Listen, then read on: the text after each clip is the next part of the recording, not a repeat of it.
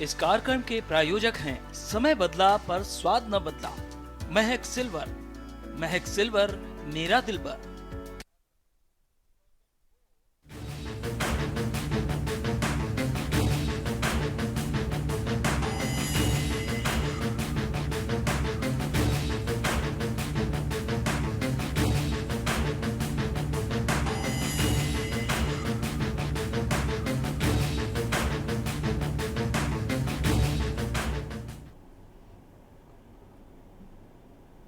नमस्कार, स्वागत है आपका के न्यूज में। मैं हूं आपके साथ विशाल पंडित। आज हम बात करेंगे डीजीपी की कमान, नया फरमान। योगी आदित्यनाथ के नेतृत्व वाली यूपी सरकार ने कमेटी के माध्यम से डीजीपी की नियुक्ति कराने का अधिकार लेकर सभी को चौंका दिया है।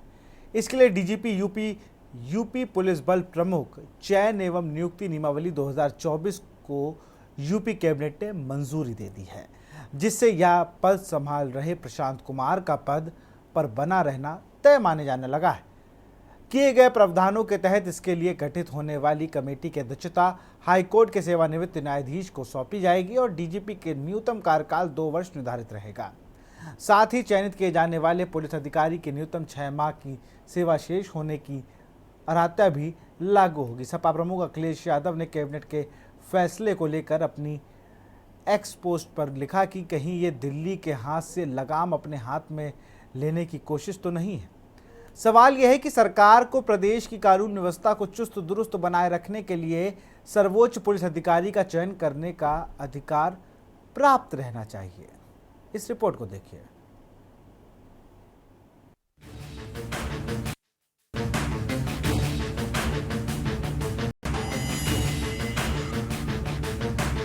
यूपी में 3 साल से स्थायी डीजीपी की नियुक्ति नहीं हो सकी है।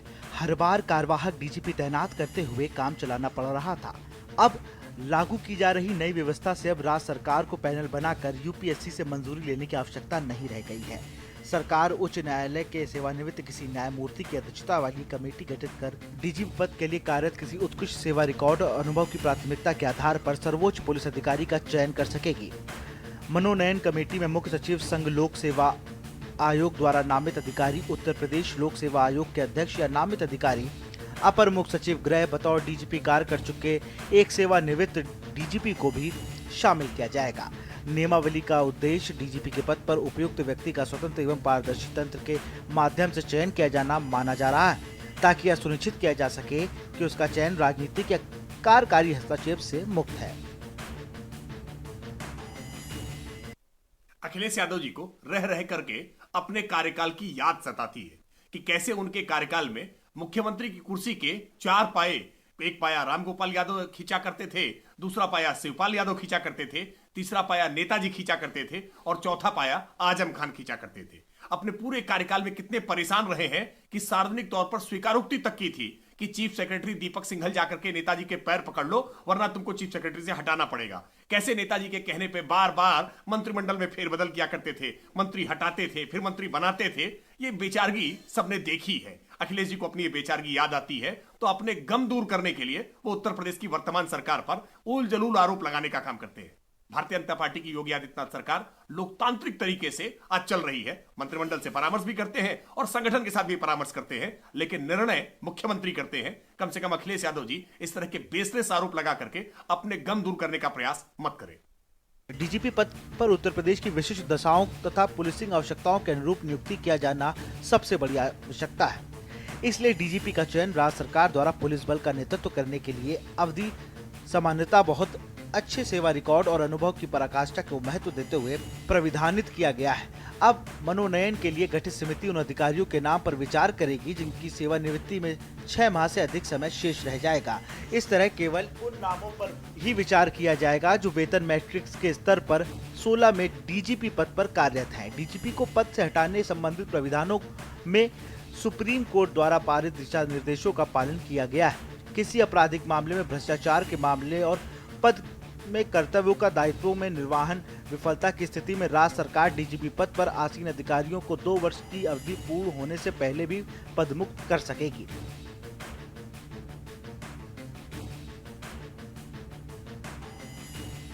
सरकार ने सुप्रीम कोर्ट द्वारा 2006 में पुलिस सुधारों को लेकर दायर जनहित याचिका के आदेश को अमल का खास तौर पर ध्यान रखते हुए सर्वोच्च न्यायालय ने राज्य सरकारों से नया पुलिस अधिनियम बनाने की अपेक्षा की थी ताकि पुलिस व्यवस्था को सभी तरह के दबाव से मुक्त रखा जा सके, साथ ही नागरिकों के अधिकारों को सुरक्षित रखते हुए विधि का शासन स्थापित रखा जा सके। बता दें कि सुप्रीम कोर्ट ने बीते दिनों डीजीपी की नियुक्ति करने पर यूपी सहित 8 राज्यों को अवमानना का नोटिस जारी किया था। दरअसल यूपी में बीते करीब 3 साल से लगातार कार्यवाहक डीजीपी तैनात कर काम चलाना पड़ रहा था। मुकुल गोयल को डीजीपी पद से हटाने के बाद संघ लोक सेवा आयोग में नए डीजीपी के चयन का पैनल नहीं भेजा गया, इसलिए लगातार कार्यवाहक डीजीपी की तैनाती को लेकर सवाल उठाए जा रहे थे। सरकार ने नई नियमावली लाकर सभी पर विराम लगा दिया है। देखिए, दिल्ली और लखनऊ का जो झगड़ा है वो किसी से छुपा हुआ नहीं है। कौन बड़ा ये झगड़ा पहले भी चला था, और अब जिस तरह से उत्तर प्रदेश की कैबिनेट ने डीजीपी के कार्यकाल को लेकर, डीजीपी की नियुक्ति को लेकर संशोधन किए हैं, तो समाजवादी पार्टी समझती कि दिल्ली और लखनऊ का जो झगड़ा है कौन बड़ा उसकी पार्ट 2 की शुरुआत हो गई है। उत्तर प्रदेश में जो इंजन है उसने दिल्ली के जो अधिकार हैं उनको सीमित करने का काम किया है, और उत्तर प्रदेश में राजनीतिक लाभ लेने के लिए अपने मनपसंद अधिकारी को बैठाने के लिए इस तरीके के संशोधन किए गए। समाजवादी पार्टी समझती, एक तरफ भारतीय जनता पार्टी कहती थी कि डबल इंजन की डबल सौगात, और अब जिस तरीके से एक इंजन की ताकत को कम किया गया है, दूसरे इंजन ने बताया है कि मैं बड़ा, तो ये झगड़ा दिल्ली और लखनऊ का है। संशोधन हुआ है, उस पर समाजवादी पार्टी को कोई विशेष टिप्पणी नहीं करनी। दरअसल स्थायी डीजीपी की तैनाती के लिए संघ लोक सेवा आयोग अधिकारियों के नाम का पैनल भेजता है। आयोग इनमें से किन्हीं 3 वरिष्ठ अधिकारियों के नाम का चयनित कर राज्य सरकार के पास भेज देता है। विजिलेंस क्लियरेंस के बाद राज्य सरकार तीनों में से उपयुक्त अधिकारी का चयन करती है। स्पेशल डेस्क के न्यूज इंडिया।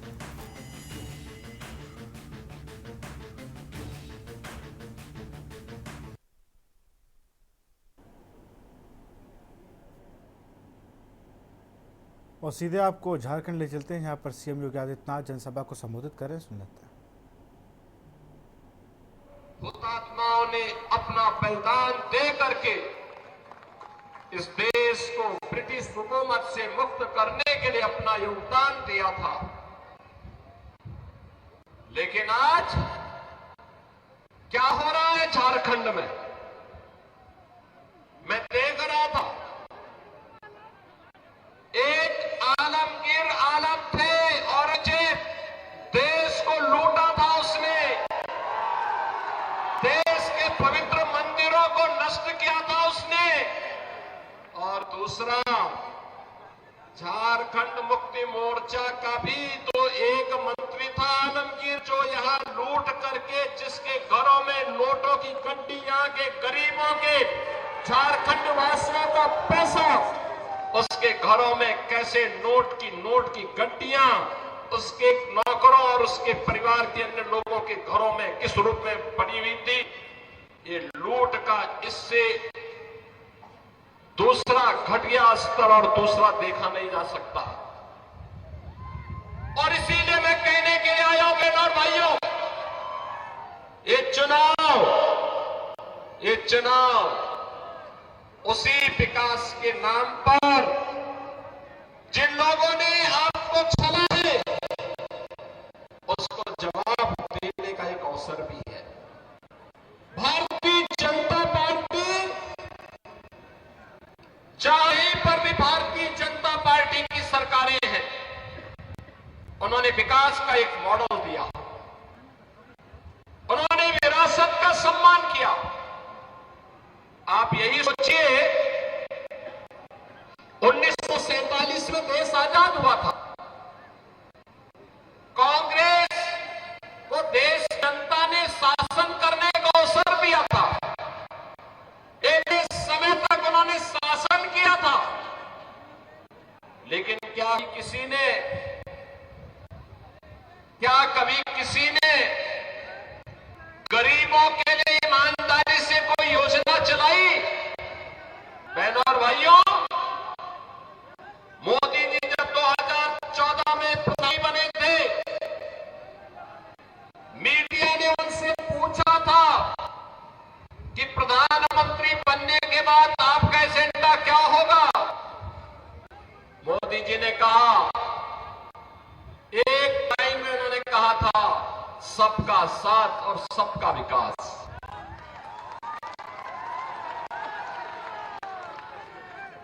जाति मत और मजहब के आधार पर नहीं, क्षेत्र और भाषा के आधार पर नहीं, बल्कि हर गांव का विकास होगा, हर नगर का विकास होगा, गरीब, किसान, नौजवान, महिलाएं, इन सब का विकास होगा। देश की सुरक्षा कोई भी समझौता नहीं होगा। देश सुरक्षा का मॉडल क्या होना चाहिए, ये आज आप देख रहे होंगे। कांग्रेस की सरकारें हुआ करती थी, तब चीन हमारे देश के अंदर घुसता था, और आज आप देख रहे होंगे, समाचार रोज पढ़ रहे होंगे, आज चीन की सेनाएं पीछे हट रही है और वहां पर भारत की सेना गश्त कर रही है। पाकिस्तान तो अब भारत का नाम सुनकर के ही कंपकपी शुरू हो जाती है। पाकिस्तान तो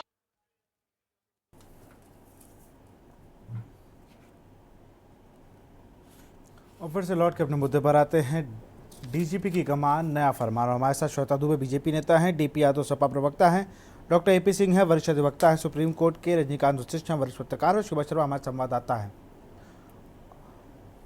और डॉक्टर एपी सिंह के पास हम चलेंगे। सर, आप कैसे इस पूरे चीज़ों को देखते हैं? जो नियमावली नहीं आ रही है, इस पर अगर कहा जाए तो सीधे ये कह दिया गया ना कि अब हम कमेटी बना लेंगे, एक पूर्व हाईकोर्ट का न्यायाधीश होगा, एक यूपीएससी का नामित सदस्य होगा, एक पूर्व डीजीपी होगा। जो एक कमेटी है वही डिसाइड कर लेगी कि डीजीपी कौन होगा। ये फ़ायदा है या नुकसान है? एपी सिंह जी।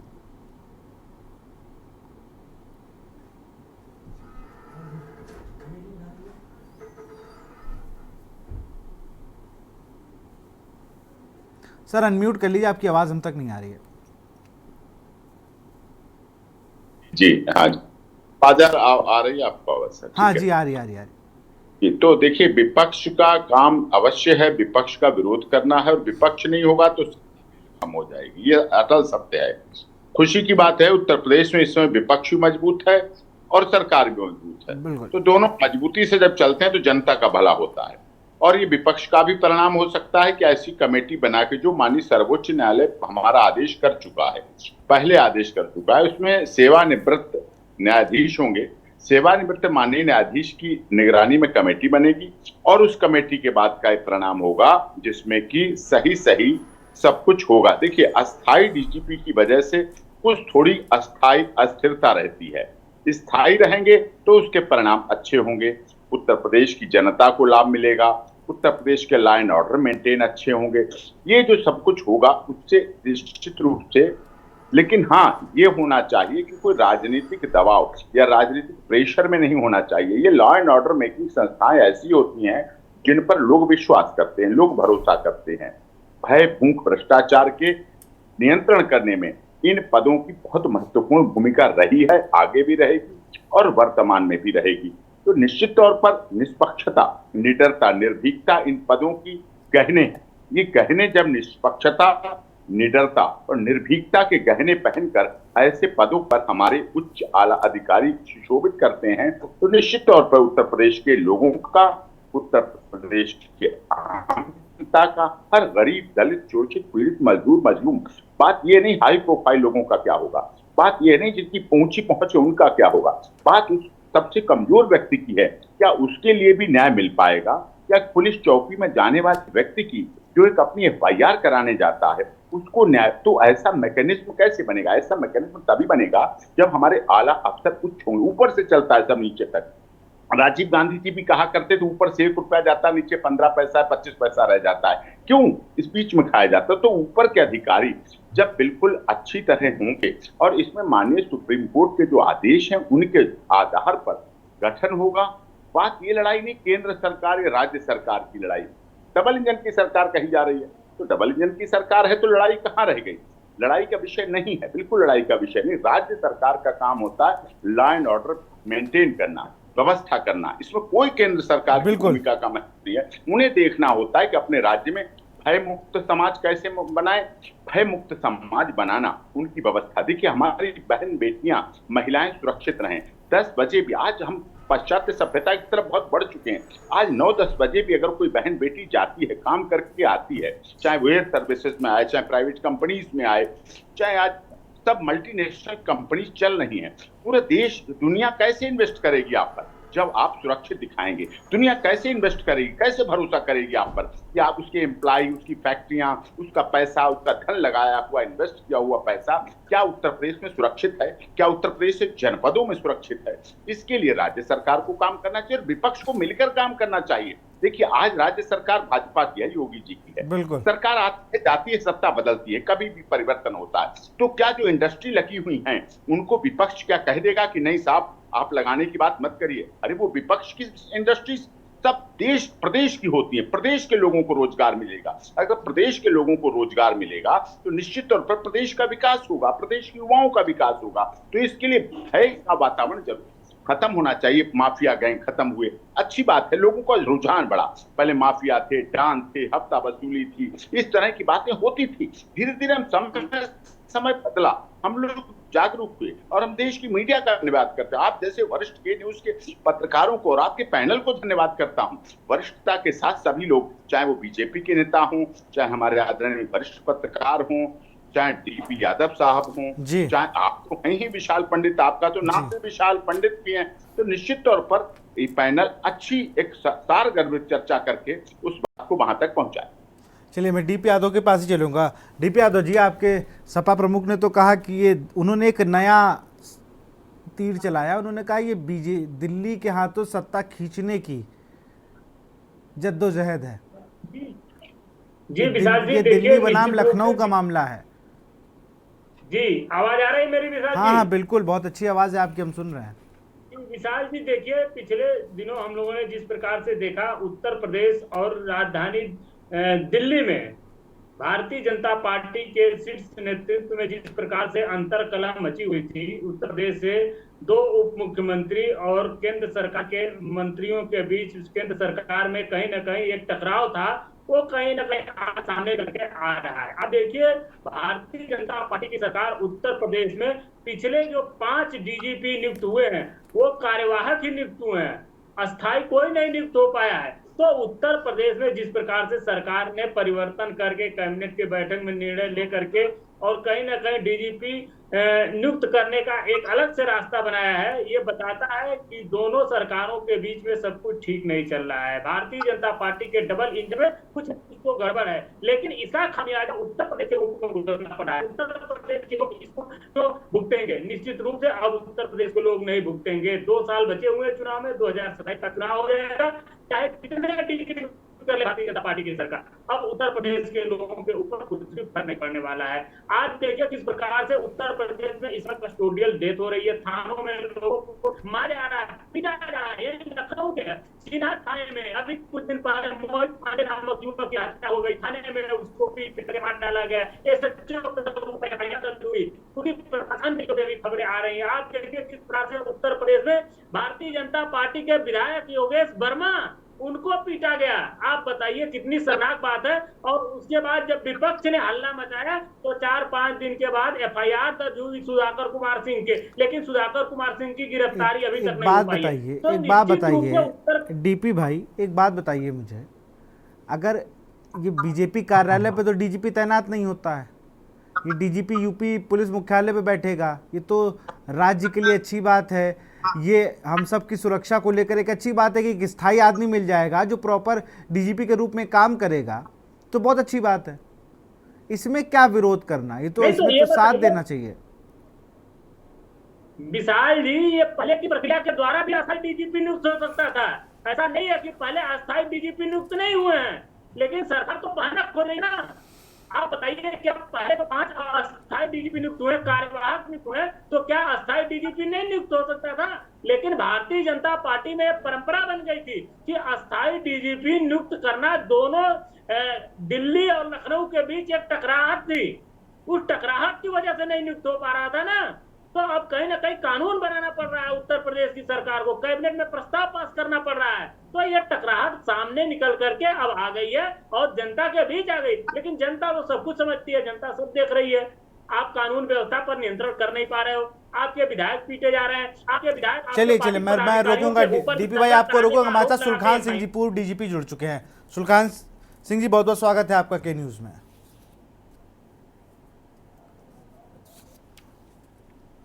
सर, आप तक हमारी आवाज पहुंच रही है?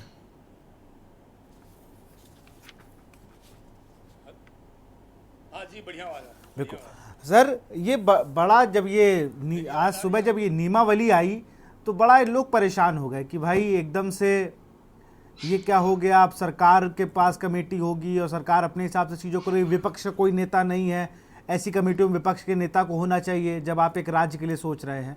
और उस पर तंज आने लगा कि दिल्ली लखनऊ की लड़ाई में लखनऊ वाले अपनी ओर चीज़ों को खींच रहे हैं।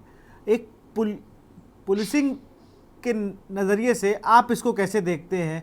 इससे यूपी का कैसे हम लोग और अच्छा कर सकते हैं?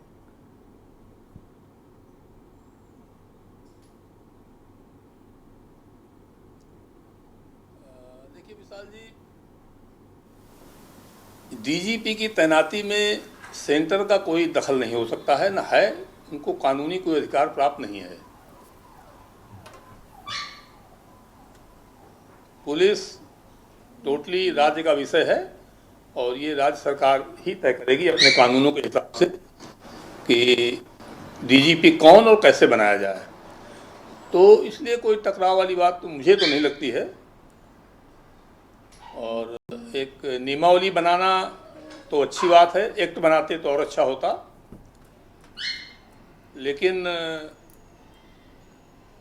ऐसी नियमावली में मेरा ये मानना है कि लीडर ऑफ अपोजिशन और जुडिशरी के कुछ उच्च जजों का इन्वॉल्वमेंट ऐसा रखा जाना चाहिए जिससे कि एक निष्पक्षता का और ऑब्जेक्टिविटी का एहसास हो लोगों को कि जो चयन हो रहा है डीजीपी के पद पर वो निष्पक्ष है और एक इम्पार्शियल टाइप का है।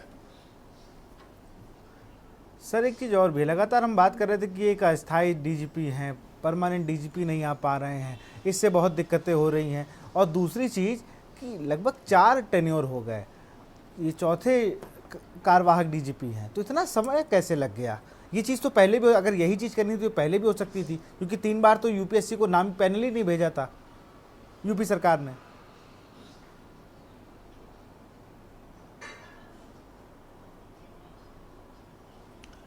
देखिए, मुझे कोई सीधे जानकारी नहीं है तो ऐसा क्यों हुआ मैं इस पर कुछ नहीं कह पाऊंगा, लेकिन जब तक वो फैसला फोर्स में है तब तक उस फैसले के हिसाब से कार्रवाई करनी चाहिए, मेरा ऐसा मानना है।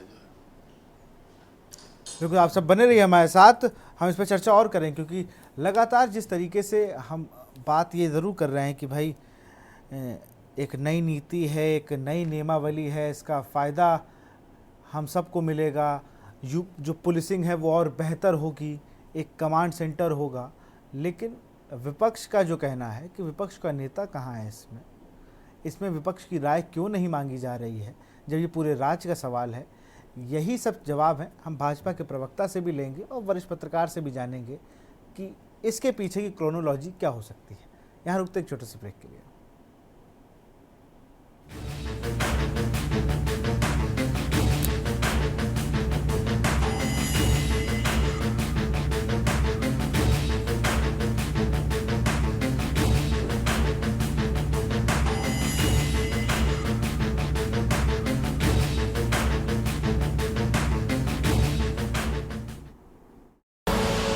आप देख रहे हैं के न्यूज, खबरों का सारथी।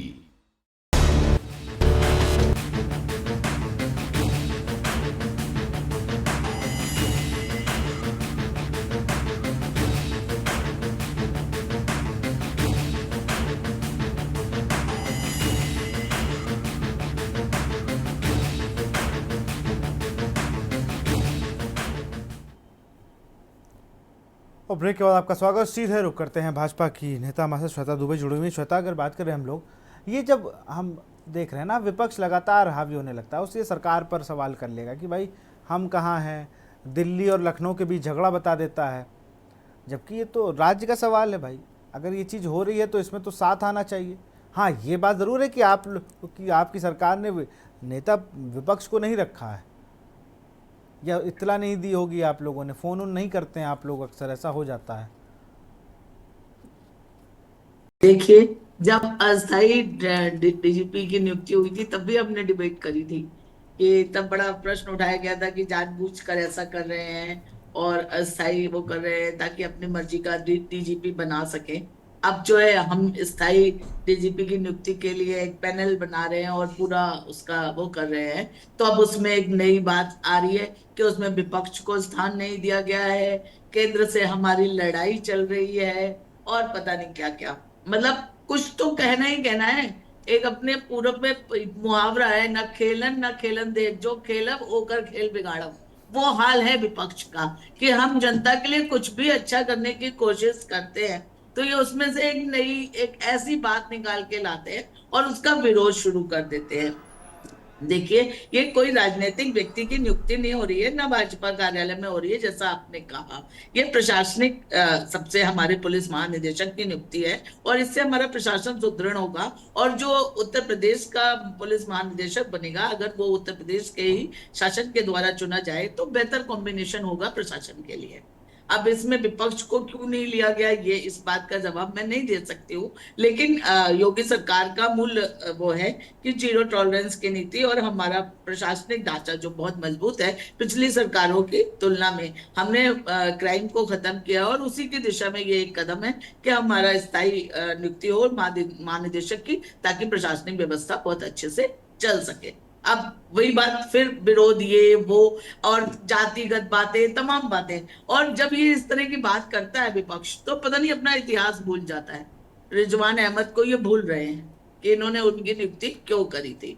बस ये पीछे पलट के देख लें, इनको सारे प्रश्नों का उत्तर स्वयं ही मिल जाएगा। ये ज्यादा प्रश्न उठाना हमारे और बंद कर देंगे। फिर मैं सुलखान सिंह जी से एक सवाल लूंगा। सुलखान सिंह जी, अगर हम बात करें अस्थायी डीजीपी और परमानेंट डीजीपी, दो चीज़ें हैं, जरा ये बता दी इनके कामों में फ़र्क क्या होता है? क्या दोनों के काम एक जैसे होते हैं? जैसे कहा जा रहा है ना कि बहुत विपक्ष लगातार, यार हम लोग भी कहते हैं यार एक परमानेंट डीजीपी होगा तो ठीक रहे, कार्यवाहक डीजीपी, जरा लोगों को समझ भी आ जाए कि काम क्या अलग अलग होते हैं एक जैसे होते हैं। क्या सिर्फ ये पता चल गया है कि एक्टिंग डीजीपी है और ये परमानेंट डीजीपी हैं? लोगों के अंदर ये भी कन्फ्यूज़न बहुत है जी।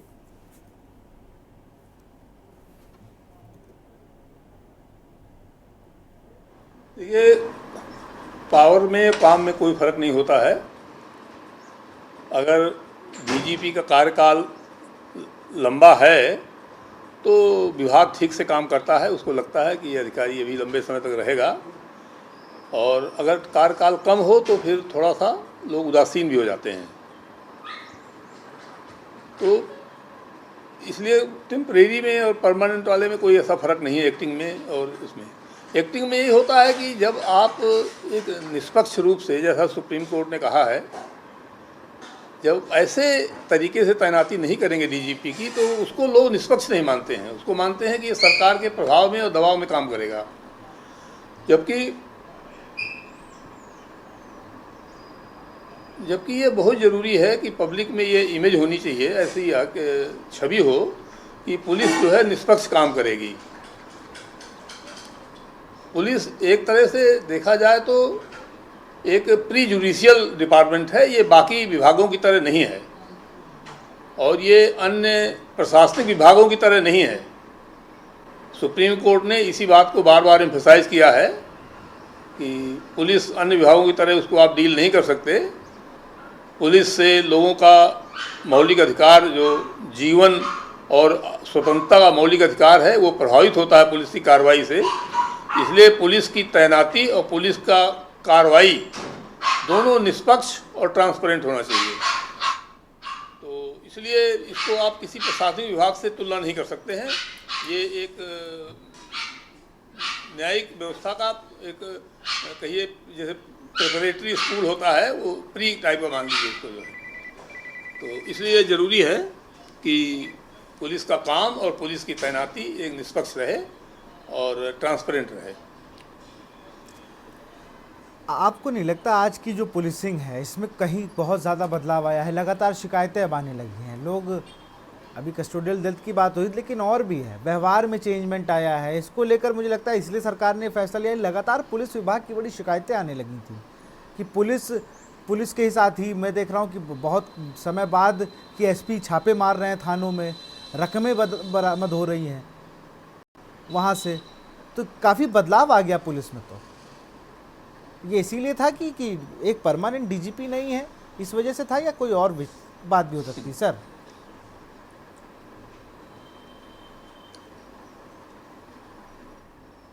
अब ये देखिए, मैं थोड़ा जनरल स्टेटमेंट कोई नहीं देना चाहूँगा, क्योंकि जब तक कोई जांच न की हो मैंने या कुछ देखा ना हो तो कहना उचित नहीं होता है। बट पुलिस के जो क्राइसिस आजकल हो रही है वो इसीलिए है कि पुलिस पे लोगों को भरोसा नहीं है, पुलिस की निष्पक्षता पर भरोसा नहीं है। लोगों को लगता है ये निष्पक्ष होकर काम नहीं करते हैं। और हम लोग आजकल क्या हो रहा है कि पुलिस की काबिलियत पे ज़्यादा जोर दे रहे हैं, जबकि पुलिस एक ऐसा विभाग है जहां काबिलियत से ज़्यादा निष्पक्षता जरूरी है। ये न्यायालय का एक कहिए कि प्रिलिमिनरी टेस्ट है।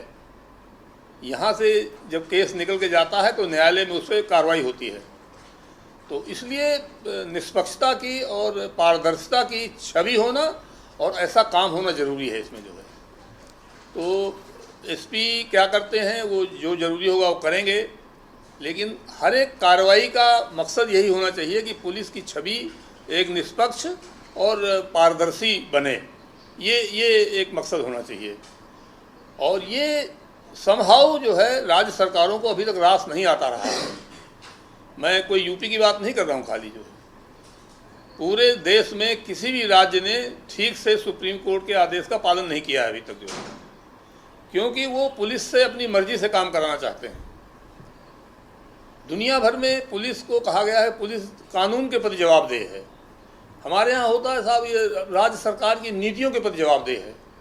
ये उल्टा है, बिल्कुल ये ठीक नहीं है। सजा जब पुलिस को होती है तो कानून से होती है, लेकिन कार्रवाई वो करते हैं सरकार की नीतियों से, सरकार के दबाव में, तो ये उचित नहीं है। और जो एक भारी संख्या में पुलिस वाले जो जेलों में सजा काट रहे हैं वो इसी का परिणाम है कि उनका काम निष्पक्ष और ट्रांसपेरेंट नहीं है। जी बिल्कुल।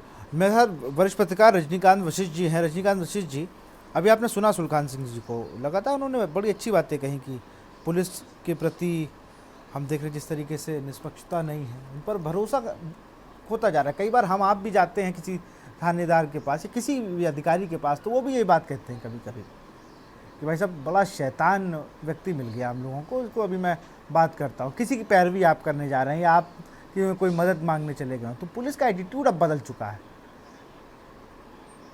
रजनीकांत जी, भी अनुभव किया है कि लगभग आप कहिए कि 77 से थोड़ा सा, फिर उसके बाद 89 के बाद से उत्तर प्रदेश में एक बातचीत कही जाने लगी कि मेरा अफसर उनका अफसर। इससे पहले ये चीज मैंने एन.डी. तिवारी जी के समय में या वीर बहादुर सिंह जी के समय भी रही होगी, ये प्रवृत्ति रही होगी। हर एक जो शासक होगा वो जरूर चाहेगा कि कम से कम उसकी लाइन और लेंथ को समझने वाला पुलिस का या ब्यूरोक्रेसी का मुखिया हो। इसमें जैसा कि सुलखान सिंह जी ने भी ये बात स्वीकार की कि ऐसा कहीं भी संभव नहीं है। हर जगह कोशिश यही होती है कि वो जो है हमारे मनमाफिक या हमारे नीतियों को समझ करके पुलिस या प्रशासन काम करे। तो इस दृष्टि से देखा जाए ये चीज बढ़ी है। हाँ, ये जरूर हुआ है, नियमावली बनी है सुप्रीम कोर्ट के 2006 के आदेश के अंदर सुनवाई के आधार पे कि साहब सभी प्रकार के दबावों से पुलिस के मुखिया को मुक्त होना चाहिए, और इसके लिए राज्य सरकारें अपने हिसाब से कोई नियमावली बना सकती हैं। तो उत्तर प्रदेश इसमें पहला राज्य नहीं है। इससे पहले आंध्र प्रदेश, तेलंगाना, पंजाब, 3 राज्यों ने अपनी राज्य सरकार की तरफ से पुलिस मुखिया की नियुक्ति या इन चीज़ों की नियमावली अलग से बनाई है।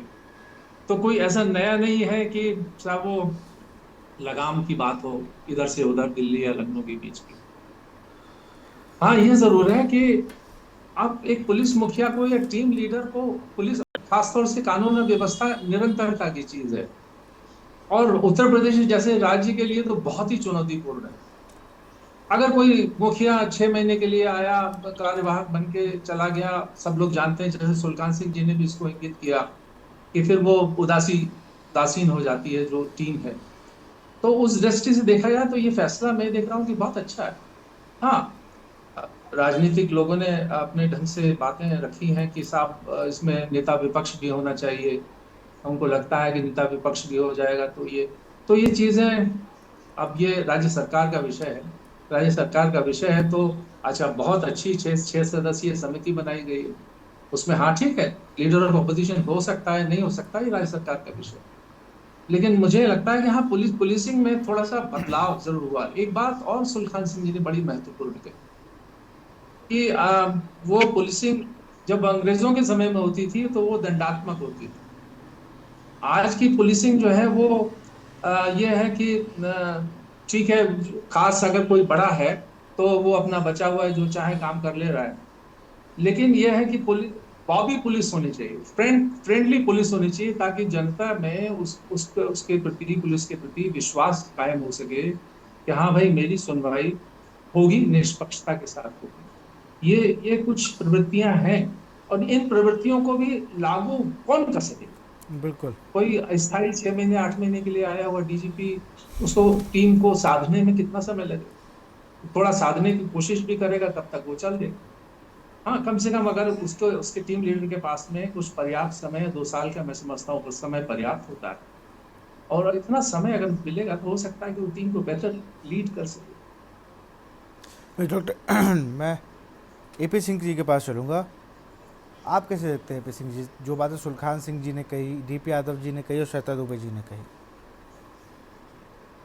नहीं, बहुत ही आपका, मैं तो आपके को और विशाल पंडित जी की योग्यता को बधाई देता हूं।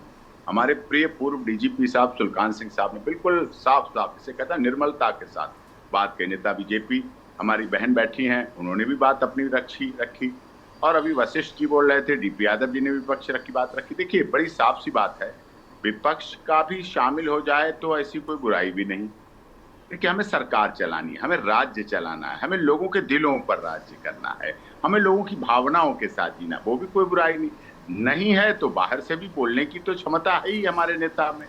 नेता का ट्वीट भी पढ़ा आपके चैनल पे, तो ये भी कम थोड़ी बात है। आप जैसे वरिष्ठ पत्रकार विपक्ष की बात को तो रख ही देते हैं, तुरंत सामने रख देते हैं। पत्रकार का क्या मतलब? निष्पक्ष पत्रकारिता, बिल्कुल निर्भीक, और यही डीजीपी साहब की भी भूमिका होनी चाहिए। जो डीजीपी साहब बने, स्थायी बने, मैं इस बात का पक्ष।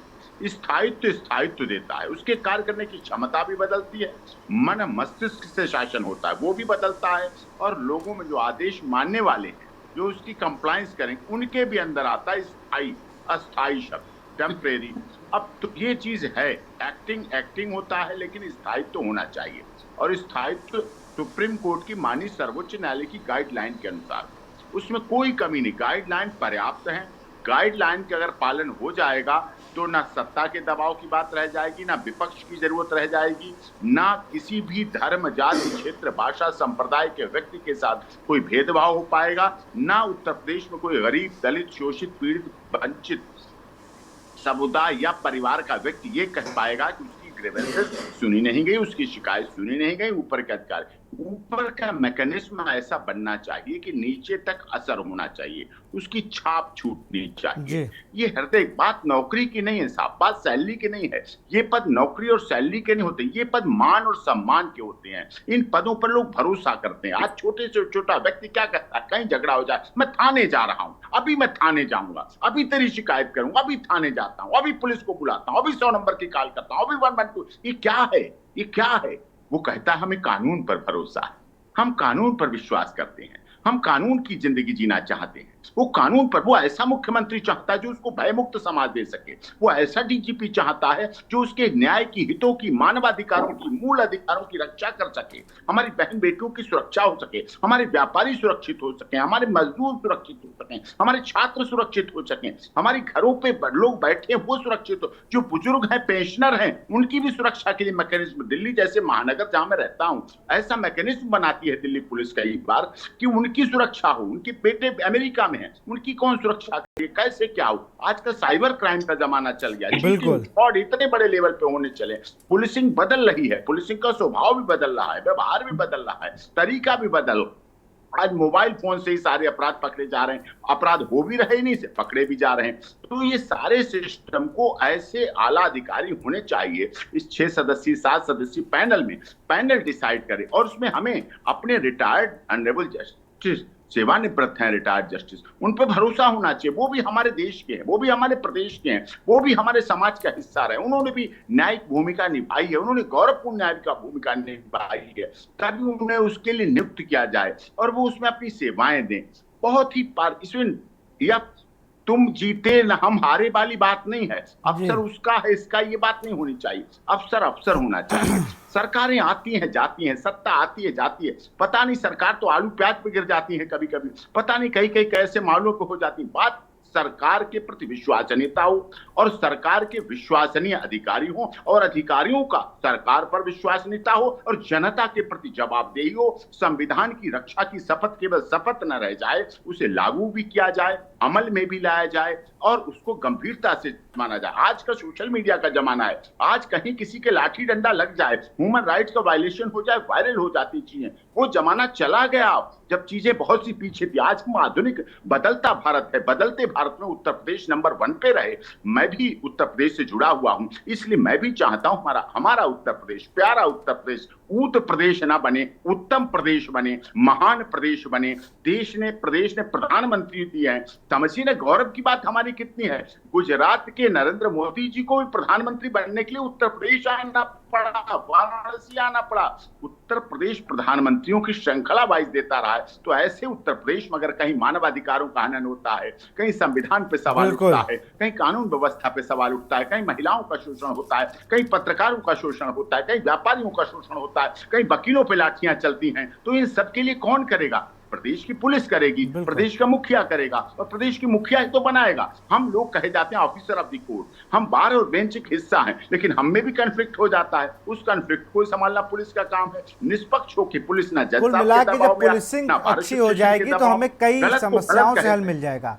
बिल्कुल, मैं फाइनल कमेंट लूंगा श्वेता दुबे और डीपी यादव से, फिर डिबेट को क्लोज करूंगा। श्वेता जी देखिए, जैसा कि हमारे एपी सिंह जी ने कहा कि ये नया भारत है और नया भारत के निर्माण में हमारे उत्तर प्रदेश का बहुत बड़ा योगदान होना चाहिए। तो ये तभी हो सकेगा जब हमारी स्थिर पुलिस व्यवस्था होगी, हमारी प्रशासनिक व्यवस्था होगी। तो ये उसी की तरफ एक कदम है और हमको इसका स्वागत करना चाहिए। अगर कुछ लग रहा है विपक्ष को ऐसा, तो अपनी बात को अच्छे तरीके से राह सामने रखना चाहिए। और मुझे लगता है कि उत्तर प्रदेश हमारे नए जो भी ये वो हो रहा है उससे व्यवस्था अच्छी होगी और माफिया मुक्त हुआ है और आगे भी अपराध जो है वो नहीं होगा। जहां कहीं हो रहे हैं उन पर भी लगाम लगेगी, क्योंकि हमको एक स्थायी पुलिस महानिदेशक मिलेगा। बिल्कुल, डीपी यादव फाइनल कमेंट। हमारे पुलिस में बहुत काबिलियत है और कहीं न कहीं वो करने में सच है, लेकिन भारतीय जनता पार्टी की सरकार के दबाव में ये काबिलियत कहीं न कहीं खोती जा रही है। भारतीय जनता पार्टी की सरकार का इतना दबाव है कि पुलिस बल जो है अपने कार्य को ढंग से कर नहीं पा रहा है। थानों में दबाव है, तहसीलों में दबाव है। आपको जान करके भाई साहब, ये आपका इतिहास है, आपका इतिहास है। ये बिक जाते थे थाने, आप मत बोलिए गलत बात। चलिए उनको अपनी बात पूरी करने दी जल्दी से, मेरे पास समय की बहुत कमी है। श्वेता जी, समय की बहुत कमी है और आप बैठ के हम क्या बोल रहे हैं यार? पार्टी के लोग हैं वही चौकी से 24 कैदी छुड़ा लिए गए थे। इतिहास पढ़िए भाई साहब, भूल जाते हैं आप लोग। डिबेट को कहीं ना कहीं डिस्टर्ब करने का काम करते हैं आप लोग। चलिए मूल मुद्दे पे आ जाइए, मूल मुद्दे पे आ जाइए भाई। श्वेता जी रोकूंगा, समय की कमी है, ऐसे फिर नहीं हो पाएगा। फिर डीपी यादव जल्दी अपनी बात को खत्म करें। नेताओं की सुनी जाए। अरे बोलिए, हम तो सुन ही रहे हैं आपको। जी, तो विशाल जी, मैं ये कह रहा था कि भारतीय जनता पार्टी का इतना दबाव है, इतना भारतीय जनता पार्टी के अनैतिक काम करने के लिए नेता इनके उतार हो गए हैं कि हर जगह पुलिस का मनोबल गिरता जा रहा है। तो पुलिस बल वाले क्या करेंगे? पुलिस अपना काम नहीं कर पा रही है ढंग से कम भारतीय जनता पार्टी को की सरकार को इसको देखना चाहिए, मुख्यमंत्री जी को इसको देखना चाहिए। चलिए, बहुत बहुत शुक्रिया आप सभी का हमसे जुड़ने के लिए। हम बात करें डीजीपी की कमान, नया फरमान। यूपी से ही अब डीजीपी का चुनाव होगा। एक कमेटी बनाई जाएगी। कल देर रात ये प्रस्ताव पास हुआ और आज सुबह जैसे ही ये खबर सामने आई, लोग चौंक गए। इस खबर पर अखिलेश यादव को जब पता था तो उन्होंने भी अपने एक्स पर पोस्ट किया कि दिल्ली लखनऊ बनाम 2.0 है। उन्होंने तो दूसरा वर्जन ही बता दिया कि दिल्ली और जो लखनऊ में पावर को लेकर रस्साकसी चल रही है, ये उसी की देन है कि अब डीजीपी भी यूपी से चुना जाएगा। खैर, उन्होंने आगे एक लाइन और भी लिखी कि कानून व्यवस्था अच्छी होनी चाहिए, उसके लिए आप कुछ भी करिए। फिलहाल इस कार्यक्रम में इतना ही। देखते रहिए के न्यूज़ इंडिया। नमस्कार।